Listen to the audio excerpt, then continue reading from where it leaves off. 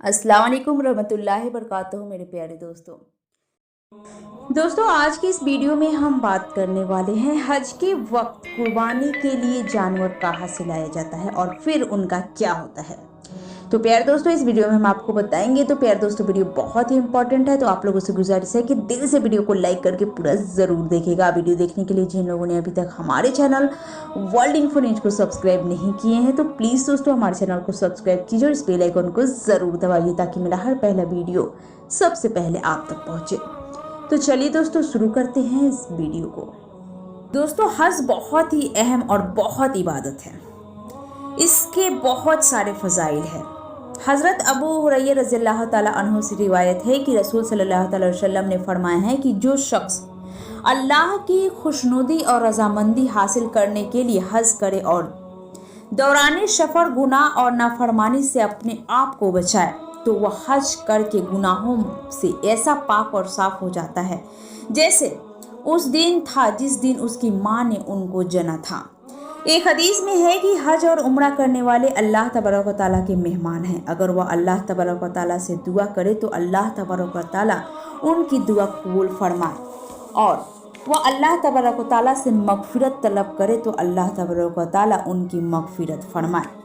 दोस्तों एक हदीस में है कि हज और उम्रा करने वाला कभी फकीर नहीं होता। सुभान अल्लाह। दोस्तों हज का सफ़र यानी कि मुसलमानों की ज़िंदगी का एक ऐसा खास मकाम जिसकी चाहत दुनिया के हर मुस्लिम के दिल में होती है, चाहे वह मर्द हो या औरत। वह अपनी ज़िंदगी में एक बार हज पर जरूर जाना चाहता है।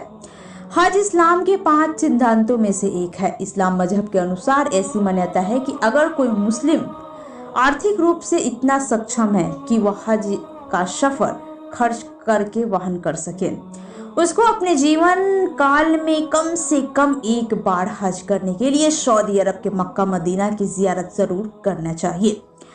जब हज करने के लिए जाते हैं तो हज का सफ़र काबे का तवाफ़ करके पूरी होती है। काबे का तवाफ़ करना उसकी प्रक्रिया मतलब यानी कि जो लोग हज करने के लिए जाते हैं वह काबे के चारों तरफ चक्कर लगाते हैं और इस तरह से ये लोग हज संपन्न करते हैं मतलब ख़त्म करते हैं। दोस्तों काबा सऊदी अरब के मक्का में स्थित है। पूरी दुनिया के मुसलमानों का सिर्फ एक ही तीर्थ स्थल है मक्का शहर, मतलब दुनिया में किसी भी कोने से जिसको भी हज करना है उसे मक्का आना पड़ेगा।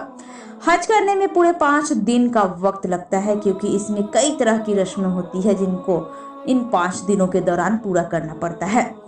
हालांकि बाकी के कुछ दिन वहाँ दूसरी जगहों पर आने जाने और रुकने में लग जाते हैं जहाँ पर सभी लोग जाते हैं।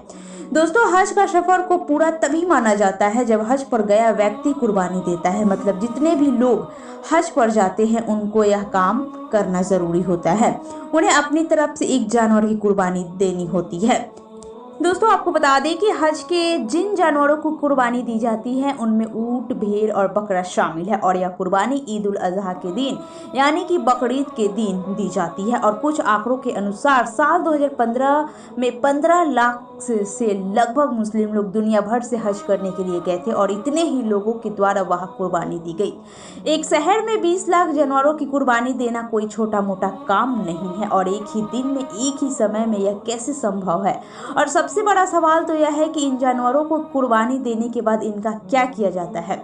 वैसे शरीयत के एतबार से अगर देखा जाए तो जिस जानवर की कुर्बानी दी जाती है उसका एक हिस्सा कुर्बानी देने वाला खुद अपने लिए रखता है और दूसरा हिस्सा अपने रिश्तेदारों और आसपास के पहचान वालों में बांटने के लिए और तीसरा हिस्सा उसको गरीब, मजलूम, बेसहारा लोगों में बांटने के लिए होता है। यानी कि वह सिर्फ एक हिस्सा अपने पास रख सकता है और बाकी के 2 हिस्से उसको दूसरे लोगों में तस्कीम करना होता है।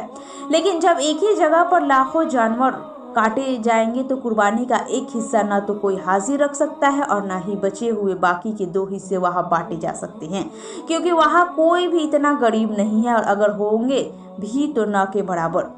दोस्तों बताया जाता है कि बहुत पहले जब हज के सफ़र के दौरान कुर्बानी दी जाती थी तो उसका गोश्त और खून काफ़ी बेतरतीबी से इधर उधर बिखरा पड़ा हुआ रहता था और बचे हुए जानवरों को कुर्बानी के बाद दफन करना पड़ता था। लेकिन अब ऐसा नहीं है।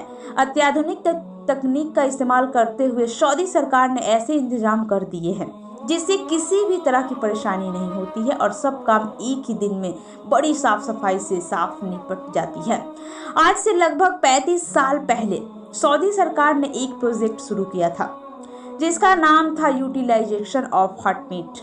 दोस्तों, इस प्रोजेक्ट में तहत कुर्बानी किए गए जानवरों के गोश्त को दूसरे मुस्लिम देशों में भेज दिया जाता है जहां पर ज्यादा संख्या में मुस्लिम गरीब पशुपालन होता है। साल 2012 के आंकड़ों के अनुसार दुनिया के अलग अलग 24 देशों में लगभग 10 लाख जानवरों का गोश्त भेजा गया था और साल 2018 में दुनिया भर के लगभग 28 देशों में कुर्बानी का गोश्त तस्कीम किया गया था। बताया जाता है कि इसका सबसे बड़ा हिस्सा सीरिया भेजा गया था। अब सऊदी अरब में इस्लामिक डेवलपमेंट बैंक खोला गया है जिसके तहत वहां के कूपन खरीद कर कोई भी हज का सफर कुर्बानी में शामिल हो सकता है। मक्का के पास में ही एक बुचर खाना है जिसमें जानवरों की कुर्बानी दी जाती है। उस हज के सफर को मक्का में कुर्बानी के लिए अपना जानवर चुनना होता है। वैसे वो किस जानवर की कुर्बानी करना चाहता है, फिर उसी अनुसार उसको उतनी रकम का भुगतान करना होता है। उसके बाद उसके नाम की कुर्बानी वाला जानवर कुर्बानी होने के बाद उसको मोबाइल पर टेक्स्ट मैसेज भेजकर और ईमेल के जरिए जानकारी दे दी जाती है आपको हिस्से की कुर्बानी हो चुकी है।